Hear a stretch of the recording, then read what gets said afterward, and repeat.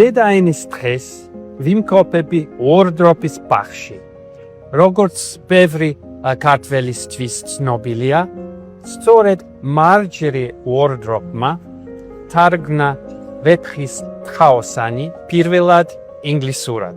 ეს ტექსტი ჩემთვის რთულია, მაგრამ საოცრად ლამაზი.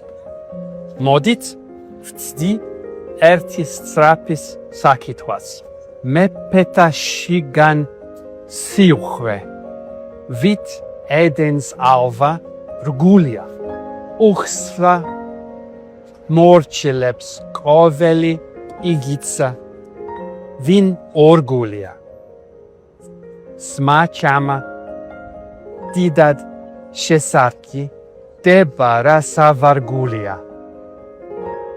რასაც გასცემ შენია, რაც არა დაკარგულია. გილოცავთ დედაენის დღეს.